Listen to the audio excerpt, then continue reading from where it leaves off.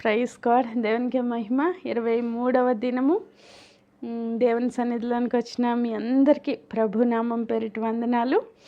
ఈరోజు ఏం చెప్పాలి అని నేను ప్రార్థన చేస్తూ ఉన్నప్పుడు ఈ వారంలో ఆశీర్వాదం గురించి చెప్పాలని దేవుడు నాకు తలంపు పెట్టారు. ఐ మీన్ అందరికీ చాలా ఇష్టమైంది కదా. సో చాలా ఇష్టమైన టాపిక్, దేవుడికి కూడా చాలా ఇష్టమైన టాపిక్ ఇది.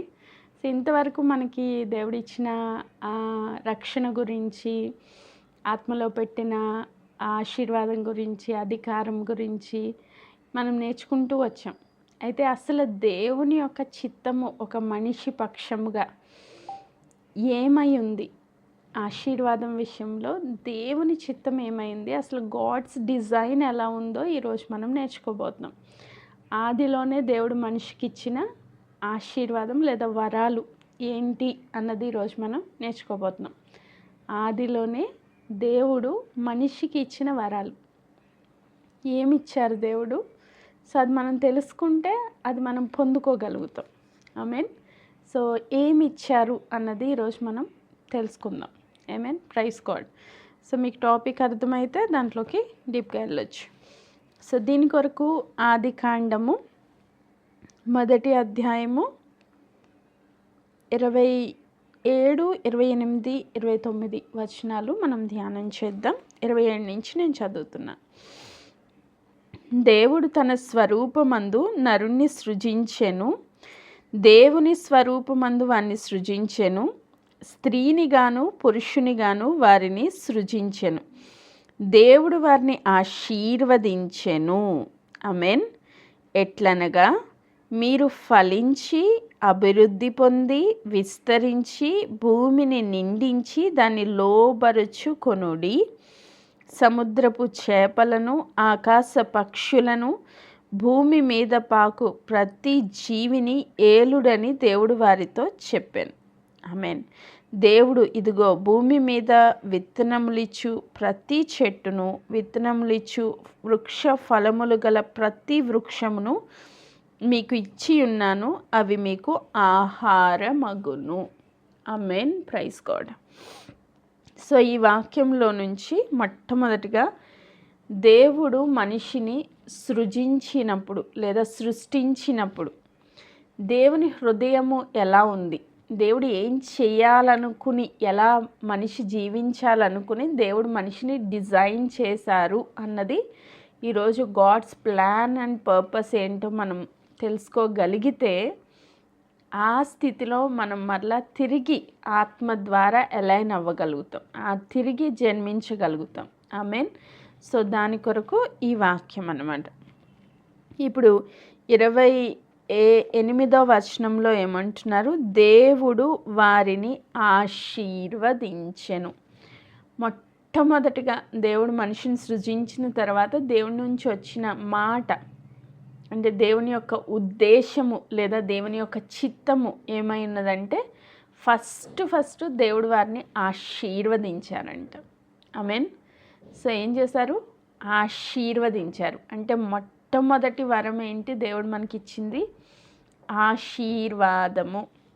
మనిషిని సృష్టించింది దేవుడు ఆశీర్వదించడానికే. ఆమేన్. మరి తిరిగి జన్మించబడ్డ నువ్వు నేను కూడా దేవుని ఉద్దేశంలో ఏం చేయబడాలని దేవుడు కోరుకుంటున్నారంటే ఆశీర్వదించబడాలి. నా బిడ్డలందరూ ఆశీర్వదింపబడాలి అనే దేవుడు కోరుకుంటున్నారు. ఆమేన్. ఇది మొదటిది. రెండవది 28వ వచనం.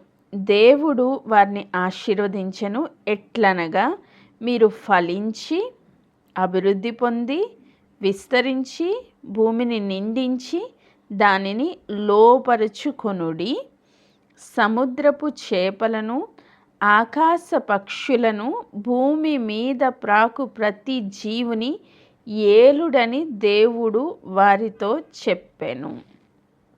సో రెండవ ఆశీర్వాదం లేదా వరం ఏంటి అంటే దేవుడిచ్చింది, మొదటిది బ్లెస్సింగ్ ఆశీర్వాదము, రెండవది ఏలుడి అని చెప్పారంట.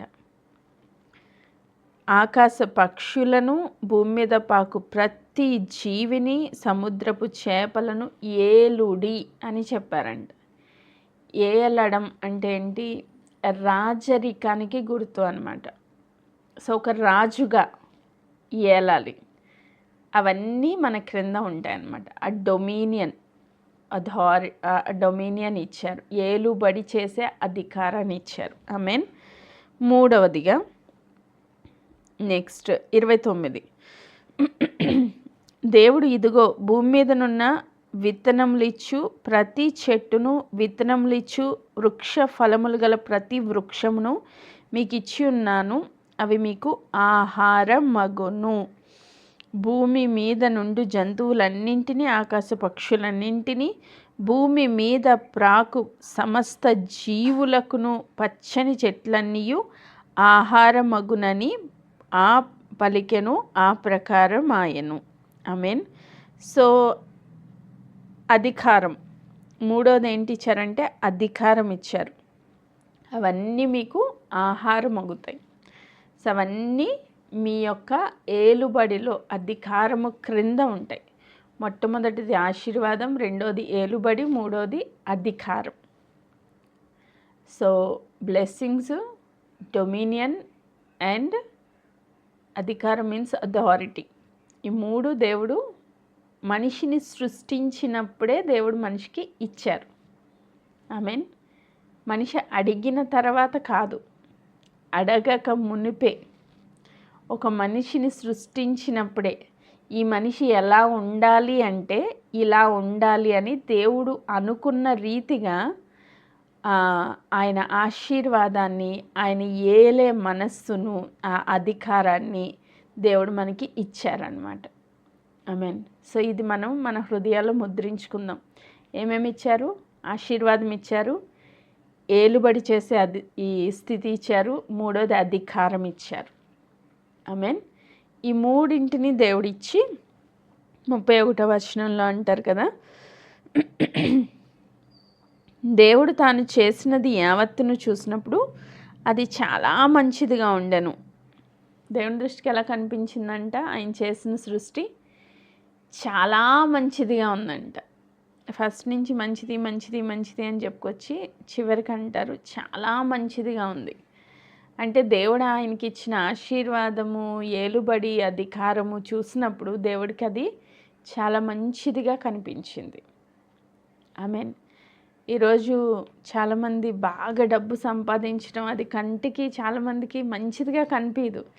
వీళ్ళేంటో ఎప్పుడు చూసినా డబ్బు డబ్బు డబ్బు అంటారు అని కొంచెం మన మైండ్ సెట్స్ ఎలా ఉంటాయంటే, ఎక్కువ డబ్బు ఉంటే దేవుడికి దూరం అయిపోతామేమో, ఎక్కువ అధికారం ఉంటే దేవుడికి దూరం అయిపోతామేమో, ఎక్కువ ఏలుబడి చేస్తూ ఉంటే దేవుడికి దూరం అయిపోతామేమో అని మైండ్ సెట్ ఎలా మార్చేశాడంటే సాతాను, అవి మనకు కాదులే, అవి మనకు అవసరం లేదులే, దేవుని దృష్టిలో దీన వస్త్రాలు ధరించుకుని దరిద్రులుగా మార్చబడి, పురుగులుగా చేయబడి, ఇసుక రేణువులుగా మారిపోతే అది నిజమైన ఏంటంటారు దేవుని బిడ్డ యొక్క లక్షణం. విన్నారా? ఇది ఖచ్చితంగా మన హృదయాల్లో ఇది డిజైన్ చేసేసాడు సాతాను. ఎంత తగ్గింపు అండి. అంటే తగ్గింపు అంటే ఏంటి? ఇంకా వాళ్ళు అసలు వాళ్ళ దగ్గర ఏం ఉండకూడదు అనమాట. వాళ్ళు చాలా దీనులుగా ఉండాలి మన దృష్టిలో. అది మన మైండ్లో పడిపోయింది. ఎంత ఒబీడియంట్ అంటే, ఎంత ఏమీ లేనోడు ఎలా ఉంటాడు? తగ్గించుకునే ఉంటాడు. అన్నీ ఉండి తగ్గింపు కలిగి ఉన్నారనుకోండి, అది గొప్ప విషయం. కానీ మనమేమనుకుంటాం, ఏమీ లేని పేద స్థితి ఉందనుకో, ఇది నిజంగా వీళ్ళు దేవుని బిడ్డలు అనేసి మనం అలా ఫిక్స్ అయిపోయామన్నమాట మైండ్లో. కానీ ఈరోజు దేవుడు మన మైండ్ సెట్ మార్చాలనుకుంటున్నారు. ఏమేన్ దేవుని చిత్తం ఏంటి, అసలు ఆయన ఉద్దేశం ఏంటి, ఒక మనిషి పట్ల ఆయన ప్రణాళిక ఏంటి అంటే, ఆయన మనిషిని చేసినప్పుడే ఆదిలోనే, మనిషి అడగక మునిపే దేవుడు ఆయన ఆశీర్వదించారు. దేవుడు ఆయనకి ఏలుబడి చేసే స్థితిలో ఉంచారు, అధికారాన్ని కూడా ఇచ్చారు.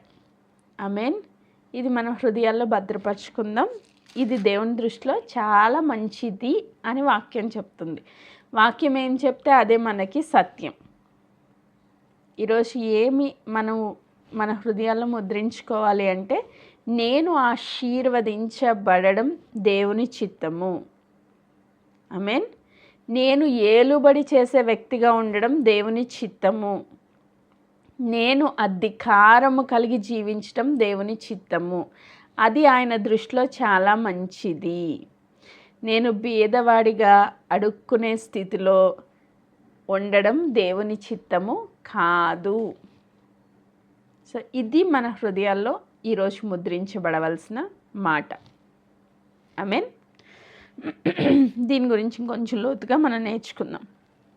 ఆదికాండం 2వ అధ్యాయానికి వచ్చేసరికి, మొదటి అధ్యాయంలో సృష్టి జరిగింది. సో 2వ అధ్యాయంలో దానికి ఎక్స్ప్లెనేషన్ ఇస్తున్నారు దేవుడు. ఓకే, ఇది మరలా ఇంకోసారి చేయడం లేదు. మొదటి అధ్యాయంలో జరిగింది, 7వ దినాన్ని మొత్తం అంతా పని కంప్లీట్ చేసుకుని దేవుడు విశ్రమించినట్లుగా మనం చూస్తాం 2వ అధ్యాయం 3వ వచనంలో. 4 నుంచి ఏం చెప్తున్నారంటే, ఆ సృష్టి జరిగినప్పుడు ఎలా జరిగిందో ఒక ఎక్స్ప్లెనేషన్ ఇస్తున్నారనమాట. రైట్, ఆ మనిషిని ఎట్లా దేవుడు మట్టి తీసుకున్నారు, ఎట్లా చేశారు అని. ఫస్ట్ ఆత్మలో సృష్టించారు, తర్వాత శారీరకంగా సృష్టించారు, తర్వాత ప్రాణం పోశారు. ఇది ఎక్స్ప్లెనేషన్ ఇస్తున్నారనమాట. రైట్. సో దేవుడు మనిషిని చేసినప్పుడు ఆయన ఎలా ఉండాలి అని కోరుకున్నారు అంటే, 8వ వచనం నేను చదువుతున్నా. అంటే మనిషి సృష్టి అయిపోయిన తర్వాత దేవుడు చెప్తున్న మాట. దేవుడైన యెహోవా తూర్పున ఏదెనులో ఒక తోట వేసి తాను నిర్మించిన నరుణ్ణి దానిలో ఉంచెను. ఫస్ట్ దేవుడు ఏం చేశారు? దేవుడైన యెహోవా తూర్పున ఏదెనులో ఒక తోట వేసి తాను నిర్మించిన నరుణ్ణి దానిలో ఉంచెను. తోట వేశారు, మనిషిని తీసుకెళ్ళి ఆ తోటలో పెట్టారు. ఆమేన్. ఇక్కడ వరకు క్లియర్. ఓకే, సో ఈ తోట ఎలా ఉంది అన్నది క్లియర్ ఎక్స్ప్లెనేషన్ 9వ వచనం నుంచి మనం చూడొచ్చు.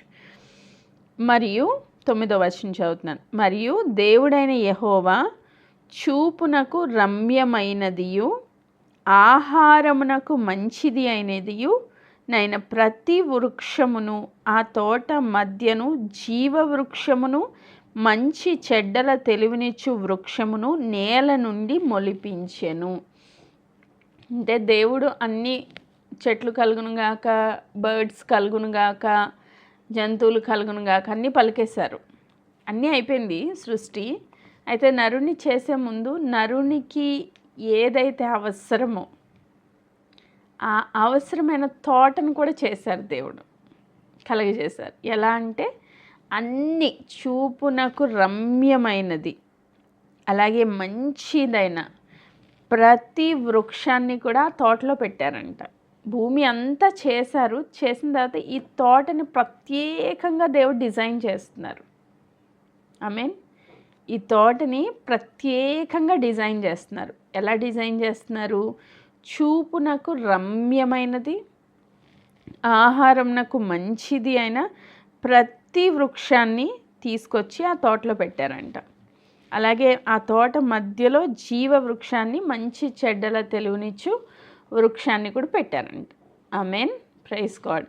సో ఇలా పెట్టిన తర్వాత ఇంకా ఆ తోట గురించి ఎక్స్ప్లెయిన్ చేస్తూ 10వ వచనం. మరియు ఆ తోటను తడుపుటకు ఏదెనులో నుండి ఒక నది బయలుదేరి అక్కడి నుండి చీలిపోయి 4 శాఖలాయను.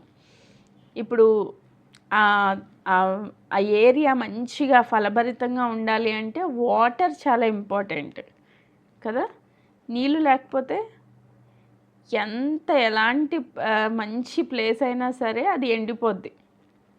ఇంకోటి ఏంటంటే దేవుడు సముద్రాన్ని సృష్టించారు, కానీ అవన్నీ సాల్ట్ వాటర్ కదా, ఉప్పు నీరు. అది మనిషి తాగడానికి పనికిరాదు. కాబట్టి ఇక్కడ ఏం చేశారంటే దేవుడు ఏదైనా తోటలో ఒక నది బయలుదేరేటట్లు చేశారంట. అది 4 శాఖలుగా విడిపోయిందంటే, చీలిపోయిందంటే 4 పాయలుగా చేయబడిందనమాట. సో 11వ వచనం. మొదటి దాని పేరు పీషోను. అది హవీలా దేశం అన్నంతటా చుట్టి పారుచున్నది, అక్కడ బంగారం ఉన్నది. తోటలో ఏముంది? ఆ నది ఏదైతే పారుతుందో ఆ ప్లేస్ అంతా చాలా ఫ్రూట్ఫుల్గా ఉంది. దాంట్లో ముందు ఫస్ట్ దేవుడు ఏం చెప్తున్నారు? బంగారం ఉందంట.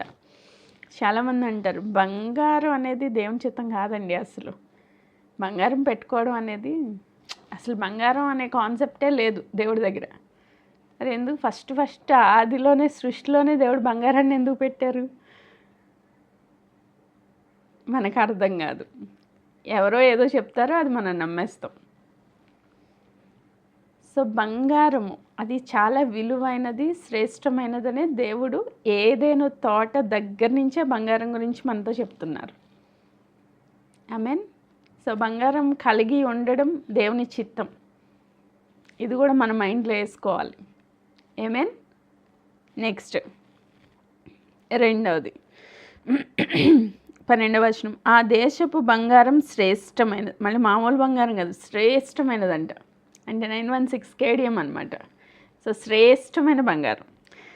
అక్కడ బోళమును గోమేధికములు కూడా దొరుకును. బంగారం ఒక్కటే కాదు, బోళం దొరుకుతుందంట, గోమేధికం కూడా దొరుకుతాయి. అంటే చాలా శ్రేష్టమైన విలువైన వస్తువుల్ని దేవుడు అక్కడ పెట్టారు. నెక్స్ట్ 13వ వచనం, రెండవ నది పేరు గీషోను, అది కూషు దేశం అంతటి చుట్టూ పారుచున్నది. మూడవ నది పేరు హిదెకేలు, అది అషూరు తూర్పు వైపున పారుచున్నది. నాలుగవ నది పేరు ఎఫ్రటీస్. సో మరియు దేవుడైన యెహోవా నరుని తీసుకొని ఏదైనా తోటను సేద్యపరచుటకు, దాన్ని కాచుటకు దానిలో ఉంచెను. సో శ్రేష్టమైన ఆ వాటర్ ఫ్లో అవుతూ ఆ తోట చాలా ఫలభరితముగా, మనిషికి ఏదైతే అవసరమో అవన్నీ ఆ తోటలో ఉండేటట్టుగా మంచిగా దేవుడు డిజైన్ చేశారంట. ఆమేన్. దాంట్లో బంగారం కూడా ఉంది. సో ఇది మనం గుర్తుపెట్టుకుందాం. ఇప్పుడు మనిషిని తీసుకొచ్చారు, అంటే ఆదాముని తీసుకొచ్చారు, దాంట్లో పెట్టారు. దాంట్లో పెట్టి దేవుడు ఆయనకి ఇచ్చిన ఇన్స్ట్రక్షన్ ఏంటంటే ఏదైనా తోటను సేద్యపరచడానికి మరియు దాన్ని కాయడానికి దాంట్లో నరుని పెట్టారంట. ఆమేన్. Praise God. సో దేవుడు చెప్తున్న మాట 16వ వచనం, మరియు దేవుడైన యెహోవా, ఈ తోటలోనున్న ప్రతి వృక్ష ఫలమును నీవు నిరభ్యంతరంగా తినవచ్చును, అయితే మంచి చెడ్డలు తెలివినిచ్చు వృక్ష ఫలమును తినకూడదు, నీవు వాటిని తిను దినమున నిశ్చయంగా చచ్చెదవని నరునికి ఆజ్ఞాపించాను. సో దేవుడు ఏం చేశారు? మంచిగా అన్నీ సమకూర్చేసి, మనిషికి ఏమైతే కావాలో అన్నీ సమకూర్చి నరుని తీసుకొచ్చి దాంట్లో పెట్టి ఒకే ఒక ఆజ్ఞ ఇచ్చి, నువ్వు సంతోషంగా ఈ తోటలో ఎంజాయ్ చేయన్నారు. మళ్ళీ ఒక్కడే అయిపోయాడని చెప్పి మళ్ళీ నెక్స్ట్ సృష్టిని కనుక 18 నుంచి మనం చదివితే, నరుడు ఒంటరిగా ఉండటం మంచిది కాదని సాటి అయిన సహాయాన్ని కూడా చేసేదని అనుకుని దేవుడైన యెహోవా ప్రతి భూజంతువును, ప్రతి ఆకాశ పక్షిని నేల నుండి నిర్మించి ఆదాము వాటికి ఏ పేర్లు పెట్టినో చూచుటకు అతని యొద్దకు వాటిని రప్పించాను. సో ఇక్కడ ఏంటి? దేవుడు మూడోది ఏమి ఇచ్చారన్న అధికారం ఇచ్చారని చెప్పాను కదా. సో ఆదాముకి అధికారం ఇవ్వబడింది. ఆదాము ఏదైతే ఆ పేరు పలికాడో అప్పటి నుంచి ఇప్పటి వరకు అదే పేరు. ఇది పులి అని పలికితే అది పులి, ఇది పిల్లి అంటే అది పిల్లి, ఇది ఏనుగు అన్నాడంటే అది ఏనుగు. అంటే అక్కడ చాలా జ్ఞానం కూడా అవసరమై ఉంది, దేనికి ఏది పెట్టాలి అన్నది, రైట్? సో అట్లా దేవుడు తీసుకొచ్చారంట, అన్నింటికీ పేర్లు పెట్టాడంట. అలాగే అవ్వని కూడా తీసుకొచ్చినప్పుడు అవ్వకు కూడా పేరు పెట్టాడు. ఆమేన్. ఇది సృష్టి. సో ఆదాము గురించి ఇక్కడ కొన్ని అంశాలు నేను దేవుడు చేసిన సృష్టి గురించి మనం డీటెయిల్గా తెలుసుకున్నాం. కాబట్టి ఏదైనా తోటలో ఆదాము యొక్క జీవితము ఎలా ఉంది అన్నది ఒక్కసారి మనం జ్ఞాపకం చేసుకుందాం. ఏదైనా తోటలో ఆదాము యొక్క జీవితం ఎలా ఉందంటే చాలా సుఖంగా ఉంది కదా. కష్టం ఏమన్నా ఉందా ఆయనకి? ఇప్పుడు మనమైతే పుట్టిన కాడి నుంచి చదవాలి కదా, చదివి కష్టపడి జాబ్ సంపాదించాలి. జాబ్ సంపాదించి కష్టపడి ఈఎంఐలు పెట్టుకుని ఒక ఇల్లు కొనుక్కోవాలి. కష్టపడి ఒక కారు కొనుక్కోవాలి. తర్వాత కష్టపడి ఆ ఈఎంఐలు తీర్చాలి. ఇవన్నీ లేవు ఆదాంకి. ఏమన్నా కష్టపడ్డా ఎక్కడైనా?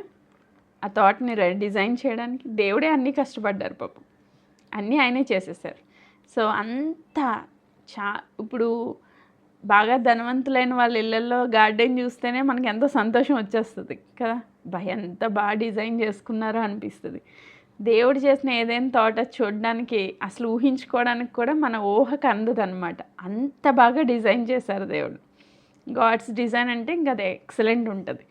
సో అలా డిజైన్ చేసి తను తీసుకొచ్చి చక్కగా దాంట్లో పెట్టారంట. ఆదాంని అవ్వని తీసుకొచ్చి ఆ తోటలో పెట్టారు. సో ఇప్పుడు ఆయన జీవితం ఎలా ఉందంటే చాలా సుఖంగా ఉంది, సంతోషంగా సుఖంగా ఉన్నారనమాట. సో ఆ తోటలో వాళ్ళ జీవిత విధానంలో, జీవన శైలిలో వాళ్ళు ఏం చేస్తున్నారంటే దేవుని సన్నిధిలో సంతోషిస్తున్నారు. ప్రతి చల్లపూట దేవుడు వస్తున్నారు, వాళ్ళతో మాట్లాడుతున్నారు, వాళ్ళ సహవాసంలో, దేవునితో సహవాసంలో ఉన్నారు. ఆమెన్. రెండవది ఏంటంటే జ్ఞానంతో, దేవుడిచ్చిన జ్ఞానంతో వాళ్ళు నడుచుకుంటూ ఉన్నారు. వాళ్ళకి కొదువంటూ ఏదీ లేదు, దేవుడిచ్చిన జ్ఞానంలో నడుస్తూ ఉన్నారు. మూడవది సమృద్ధిగా ఉంది. సమృద్ధి, ఎక్కడ ఒక్క ల్యాక్ అనేది అంటే లేమి అనేది ఎక్కడ మనకి కనిపించటం లేదు. సో వాళ్ళు దేవుని సన్నిధిలో ఉన్నారు, దేవుడిచ్చిన జ్ఞానంలో నడుస్తున్నారు, సమృద్ధిలో నడుస్తున్నారు. మీన్ సుఖవంతమైన జీవితాన్ని కలిగి ఉన్నారు, శ్రేష్టమైన తోటలో ఉన్నారు. సో రెండవది మంచి జీవిత విధానాన్ని, శైలిని కలిగి జీవిస్తూ ఉన్నారు. మూడవది వాళ్ళ రిలేషన్స్ ఎట్లా ఉన్నాయి అంటే రిలేషన్షిప్. ఇప్పుడు ప్రాబ్లం ఏంటంటే డబ్బు బాగా ఉండొచ్చు కొంతమందికి కదా. డబ్బు ఎంత ఉన్నప్పటికీ వాళ్ళకి జ్ఞానము లేక, సరైన జీవిత విధానాన్ని కలిగి ఉండలేక చాలామంది ఇబ్బంది పడుతూ ఉండొచ్చు. రెండవది దేవుడితో సరైన సంబంధం లేక ఏంటి వాళ్ళకి ఏంటంటే దేవునితో సమాధానం లేదనుకోండి, మన హృదయంలో శాంతి ఉంటుందా? ఎంత డబ్బన్నా ఉండొచ్చు, కానీ సరైన రిలేషన్షిప్ దేవుడితో లేనప్పుడు ఆ హృదయంలో సమాధానం ఉండదు, నెమ్మది ఉండదు, సంతోషం కూడా ఉండదు. కాఫీ డే ఓనర్ చనిపోయారు కదా, ఆయన పేరు నాకు గుర్తులేదు. సో ఆయన ఏం చెప్పారంటే, వద్దు అంటే వచ్చేది డబ్బు అంట, కావాలి అంటే దొరకంది సమాధానం అంట. ఆయన జీవితంలో నేను వద్దు అనుకున్న డబ్బు వచ్చి పడుతూనే ఉంది, కానీ కావాలి అనుకుంటే సమాధానం దొరకట్లేదు నాకు అన్నారు. ఇది చాలా ధనవంతులు, బాగా డబ్బున్న వాళ్ళు చెప్పే ప్రతి ఒక్కళ్ళ జీవితంలో ఎక్స్పీరియన్స్ చేసే స్థితి అన్నమాట. వాళ్ళకి డబ్బు ఉంది కానీ సమాధానం లేదు, ఎందుకంటే వాళ్ళకి దేవుడు ఎవరో తెలియదు. కానీ ఏదైనా తోటలో ఆదాము అవ్వలకి ఆ ప్రాబ్లం లేదు, దేవుడితో ఒక మంచి సంబంధాన్ని కలిగి ఉన్నారు, వాళ్ళు సంతోషంగా జీవిస్తూ ఉన్నారు. ఐ మీన్ రెండవది ఆదాముకి అవ్వకి కూడా మంచి రిలేషన్ ఉంది. ఎక్కడైనా గొడవలు పడ్డారా లేదేని తోటలో? ఎక్కడైనా గొడవ పెట్టుకున్నట్టు కనిపిస్తుందా మనకి? లేదు. ఒకరి గురించి ఒకరు అరుచుకున్నట్టు కానీ, ఒకరి మీద ఒకరు అధికారం చూపించుకున్నట్టు కానీ, ఒకరి మధ్యలో ఒకరికి ద్వేషాలు, విభేదాలు, కొట్లాట్లు ఉన్నట్టు కానీ ఎక్కడ మనకి కనిపించదు. అంటే ఒక మంచి రిలేషన్షిప్స్ కలిగి ఆదాము అవ్వ జీవిస్తూ ఉన్నారు. దేవునితో మంచి రిలేషన్ ఉంది, ఇక్కడ ఆదాము అవ్వకు కూడా మంచి రిలేషన్ ఉంది. రెండోది చుట్టూ ఉన్న జంతువులతో కూడా మంచి రిలేషనే ఉంది కదా, అవేవి కూడా వాళ్ళకి హాని చేయటం లేదు. సో మంచిగా సంతోషంగా అంతా చాలా పీస్ఫుల్ కండిషన్లో ఆదాము జీవిస్తూ ఉన్నాడు సంబంధాల విషయంలో కూడా. నెక్స్ట్ లాస్ట్ అండ్ ఫైనల్గా వారి ఆత్మ స్థితి ఎలా ఉంది అంటే, వారి హృదయ స్థితి ఎలా ఉందంటే ఎటువంటి భయము లేదు వాళ్ళకి. రేపు ఏం జరిగిద్దో టెన్షన్ లేదు, మావాడు ఎగ్జామ్ ఎలా రాస్తాడో టెన్షన్ లేదు, భయం లేదు, కంగారు లేదు, ఆందోళన లేదు. కదా. ఇప్పుడు మన వాళ్ళందరికీ టెన్షన్, వాళ్ళ ఎగ్జామ్ రాసింటే వీళ్ళకి టెన్షన్ ఫుల్గా. సో ఏం జరిగిద్ది ఈ కంగారు లేదు, ఈ టెన్షన్ లేదు, ఆందోళన లేదు. ఇంకోటి ఏంటంటే ఆదాము అవ్వలు పాపం చేసినాక ఫస్ట్ వాళ్ళు ఏం చేశారంటే సిగ్గుపడ్డారు. కానీ ఏదైనా తోటలో ఉన్నప్పుడు వాళ్ళకి, అంటే పాపం చేయకముందు వాళ్ళకి ఆ సిగ్గు లేదు, ఆ షైనెస్ లేదు. ఎందుకంటే వాళ్ళు మహిమతో కప్పబడి ఉన్నారు. ఆమేన్. సో కండమ్నేషన్ లేదు, అంటే అపరాధ భావం లేదు ఆత్మలో. మనం ప్రాణంలో ఏదైతే, సోల్లో ఏదైతే కలిగి ఉంటామో ఆ ఎమోషన్స్ ఏవి కూడా లేవు వాళ్ళకి. అంటే కన్నీరు లేదు, దుఃఖం లేదు, వేదన లేదు, బాధ లేదు, నొప్పి లేదు. ఇవి ఏమీ కూడా వాళ్ళ జీవితంలో లేవు. మరణము కూడా లేదు. హల్లెలూయా.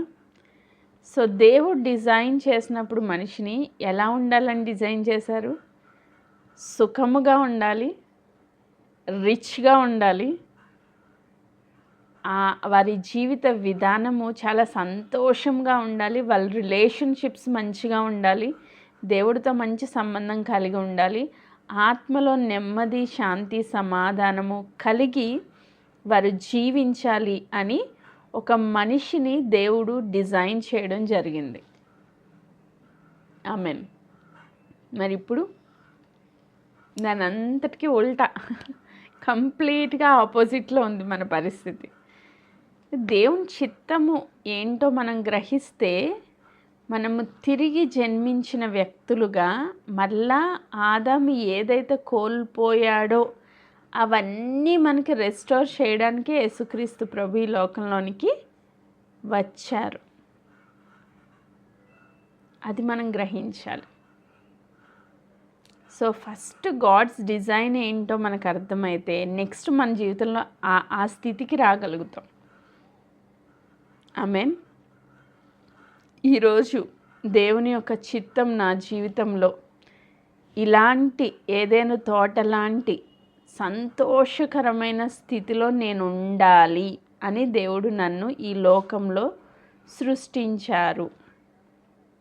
ఈ ఒక్క పాయింట్ మీకు అర్థమైతే ఈరోజు మెసేజ్ రీచ్ అయిపోయినట్టే. ఆమేన్. అప్పుల్లో ఉండడానికి కాదు దేవుడు మనల్ని సృష్టించింది, అనారోగ్యంలో కంటిన్యూ అవ్వడానికి కాదు దేవుడు మనల్ని సృష్టించింది, వ్యాధిలో ఉండడానికి కాదు దేవుడు మనల్ని సృష్టించింది, కన్నీరు కార్చుకుంటూ ఉండడానికి కాదు దేవుడు మనల్ని సృష్టించింది. ఇవేమీ కూడా వాళ్ళు ఈ సుఖాన్ని, ఈ సంతోషాన్ని, ఈ ఆనందాన్ని వాళ్ళు ఏమి అడగక మునుపే వాళ్ళకి దేవుడు ఇచ్చేశారు. అడిగారా? ప్రార్థన చేశారా? ఇప్పుడు చూడండి, ఈ ప్రేయర్ మీటింగ్ కంప్లీట్ అవగానే మనం ప్రేయర్ పాయింట్లు పట్టుకుని దేవుడి దగ్గరికి వెళ్తాం. ఏమడుగుతాం? అయ్యా డబ్బు కావాలి అంటే, ఓవరాల్గా చెప్తున్నాను, అప్పులు పోవాలంటే డబ్బు కావాలి, ఈ నెల మంచిగా జరగాలంటే డబ్బు కావాలి, నెక్స్ట్ నా భార్యాభర్తల రిలేషన్ మంచిగా ఉండాలి, పిల్లలు మంచిగా మాట వినాలి, వాళ్ళు బాగా చదువుకోవాలి. ఇవే కదా ఉంటే మనకి. ఇవన్నీ మనం ఏం చేస్తున్నాం? దేవుణ్ణి అడుగుతున్నాం. కానీ ఆదాము అవ్వలు అడక్క మునుపే దేవుడు ది బెస్ట్ లైఫ్ వాళ్ళకి ఇచ్చారంట. హల్లెలూయా. ఇప్పుడు అదే చిత్తము నా జీవితంలో కూడా దేవుడు కలిగి ఉన్నారు. ఆమేన్. నువ్వు నేను అడగక మునుపే ఆయన ఈ లోకానికి దిగి వచ్చారు. నువ్వు నేను అడగక మునుపే మనం కొరకు ఆయన శిలువలో ప్రాణం పెట్టారు. నువ్వు నేను అడగక మునుపే ప్రతి ఆశీర్వాదం శిలువలో నుంచి మనకి విడుదల చేశారు. ఆమేన్. ఇప్పుడు మనం ఏం చేయాలి? ఏదైనా తోటలో పెట్టిన తర్వాత ఆదాము ఏం చేశారు? సంతోషంగా దాన్ని ఎంజాయ్ చేస్తూ ఉన్నారు. ఇప్పుడు మనది కూడా అదే, విశ్వాసముతో దేవుడిచ్చిన ప్రతి ఆశీర్వాదాన్ని మనము తీసుకొని దానిలో ఆనందంగా, తృప్తిగా, సంతోషంగా బ్రతకాలి అని దేవుని ఉద్దేశం. ఆమేన్. సో మనకి దేవుడు ఏమి ఇచ్చారు? ఆశీర్వాదం ఇచ్చారు, ఏలుబడి చేసే స్థితిలో ఉంచారు, అధికారాన్ని కూడా ఇచ్చారు. ఈ 3 విషయాలు మన హృదయాల్లో భద్రపరుచుకుని ఇది ఎలా కోల్పోయాడు మనిషి అన్నది రేపటి దినాన్ని నేర్చుకుందాం. ఆమేన్. సో ఇది కోల్పోవడం వల్ల ఏమేమి వచ్చినాయి కాన్సిక్వెన్సెస్ అన్నది రేపు దినాన్ని నేర్చుకుందాం. ఈ వాక్య భాగాన్ని దేవుడు మనందరి హృదయాల్లో భద్రపరిచి దీవించి ఆశీర్వదించును గాక. ఆమేన్. Praise God.